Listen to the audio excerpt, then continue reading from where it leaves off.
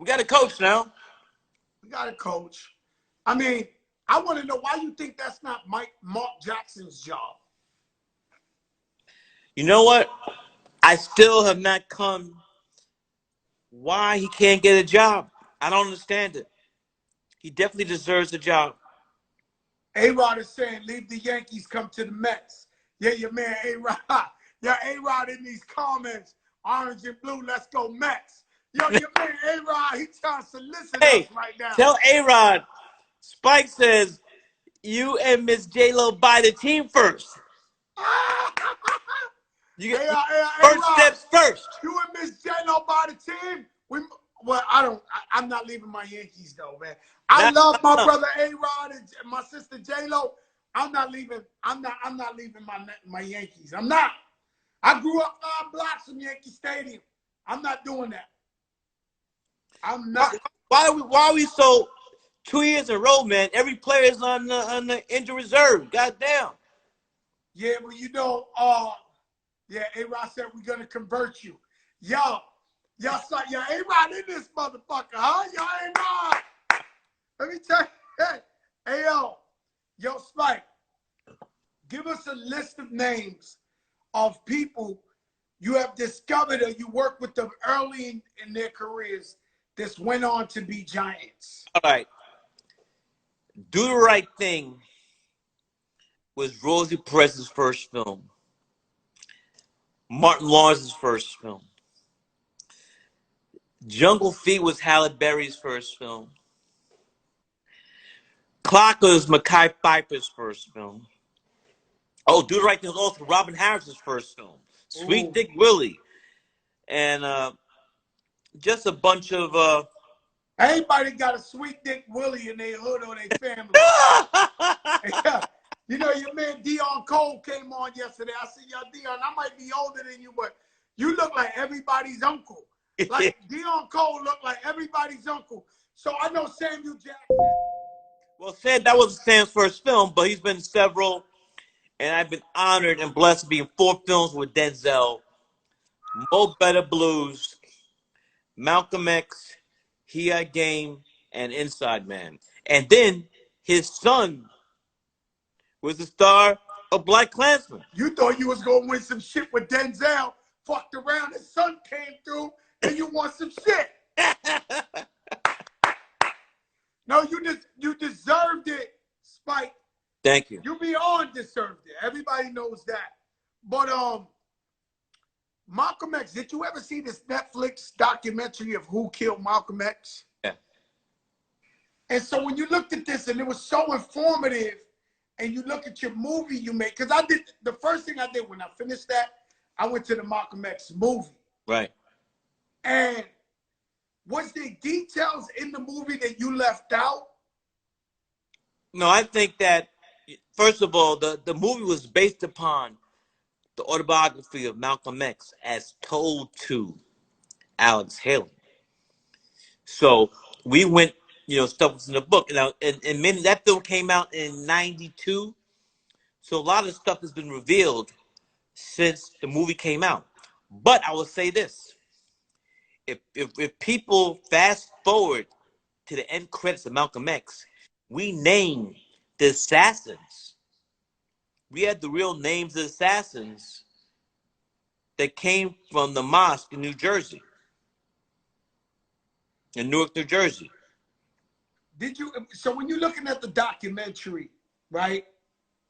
And then it's like Malcolm started to like really go bad on the nation. Like it was like, yeah, he had a falling out with the Honorable Elijah Muhammad, and he chose to leave the Nation of Islam and pursue just going to straight up Islam, and that was his demise.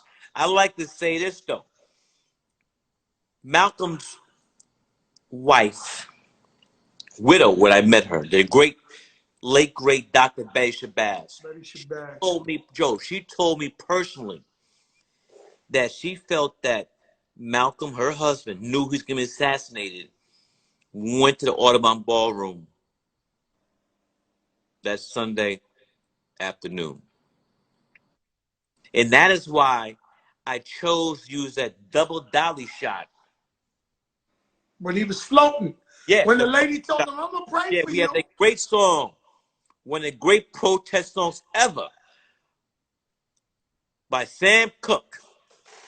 A change is gonna come. Change gonna come. Yeah. Oh, yes, it is. Yeah, And yeah. he's floating. That's that signature Spike Lee move. And that's why I did that shot, because I wanted to convey to the audience the mindset that Malcolm knew. Because Betty, his wife, Betty Shabazz, she told me she knew in her heart that he knew he was going to that he knew he was going to be assassinated that day, and he would be a martyr. Well, That's why according to your movie, I believe that. That's why I chose that shot. According, Kenny Sway, you got to come after Spike and sing this song for me. But listen, you know, we got our honorary singers. This shit like the David Letterman or some shit. Arsenio Hall, my man Kenny Sway, he come on and he gonna sing Change Gonna Come. Like, this is shit we doing in here, Spike.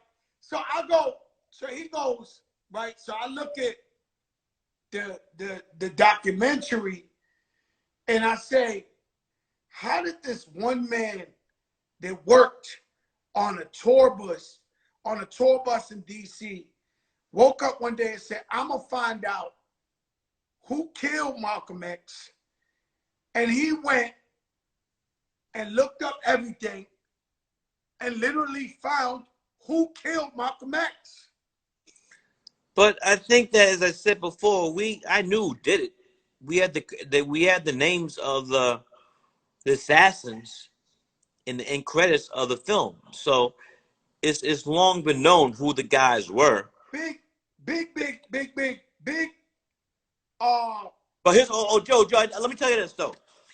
As you know, because you were a guest, every year we've done a Michael Jackson block. Did you have fun when you went to the block party? The best in the world, and you got the Prince one.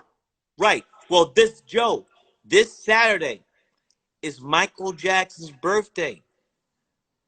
And we're having a virtual Michael Jackson block party that I'm hosting with DJ Spinner. Oh my God. And how do people get on that? All right, let me tell you. It's going to be this Saturday, Michael's born day, from 12 noon to 7 p.m. Eastern Standard Time on Michael's YouTube channel. www.youtube.com/Michael Jackson. YouTube, www./Michael Jackson. Yeah. Oh, I'm in there. Now, can you? I don't want Can you just tell your audience what it's like to go to one of my block parties, a Michael Jackson block party, a Prince block party? First of all, it's the biggest movie I ever seen in my life. They come out there, everywhere you look, there's a star, somebody. It's like everybody Spike ever worked with comes to. It's like a family reunion.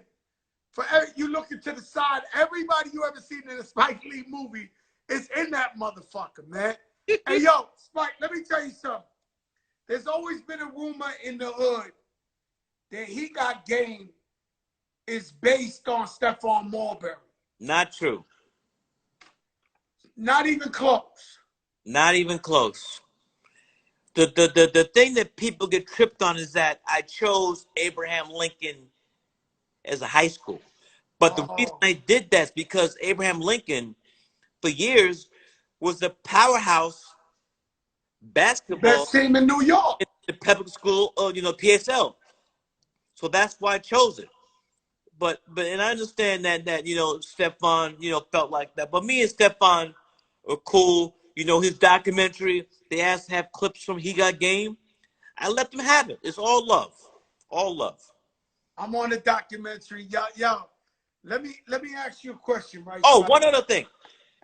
People, last night I saw a great documentary. It's on HBO.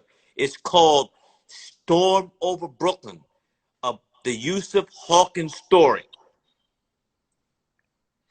That shit is, people, I'm not going to steer you wrong. HBO is called. It's on HBO. Storm Over Brooklyn. I've been hearing about this, About Spike. the Let me tell you murder something. of Yusuf Hawkins. Please watch. Remember Yusuf Hawkins when you walk in. Yes. Spike. HBO. Watch it. I never forget Yusuf Hawkins. You know, Lisa Evans, our sister, she does Street Soldiers. Right. Like last year, she set up a thing with the police commissioner in New York, and it was in the police headquarters, and I was a guest, town hall. And the police commissioner speaks, and they said, well, Joe, what the police department mean to you? I said, first thing I said is, I remember Yusuf Hawkins when I'm walking. Whoa! You know I what remember Amadou Diallo. I go, and they knew at that point. Eleanor Bumpers. Eleanor Bumpers, they knew. Oh, no. We might have Eric chose Gardner. the wrong one. We might have chose the Abner Louima, Sean Bell, Eric Garner. Yeah. And so you can't do the shit to me. Like, I don't go for that shit, right? Like, you can't. Joe, you don't go okie doke? Nah, not me. Not me. No okie doke? Let me ask you a question, just me, a personal question, right? You shoot movies from a New York's perspective. It's always consciousness. It's always something to something. Would you ever shoot a gangster movie about a gangster from New York? Say the question again. You always shoot movies based out of New York. Right. Consciousness, pro-black, whatever, with a big meaning. Would you ever shoot, like imagine Spike Lee shot American Gangster with Denzel? I can do that. Right? I mean, if you look Would at... you ever shoot a gangster movie? I think, based? did you ever see the film Clockers? I seen Clockers, but I'm Delroy wasn't a gangster? Come on now. No, that was a real gangster. Because you know you done fucked up, right? But I'm not talking about that. I'm talking about based on one of these figures. All right. I'm asking, what movie would you do if you did based on a gangster in New York City? I would have to think about that. But I mean, I'm open to that. But here's the thing though. If I did it, Joe, I cannot glamorize.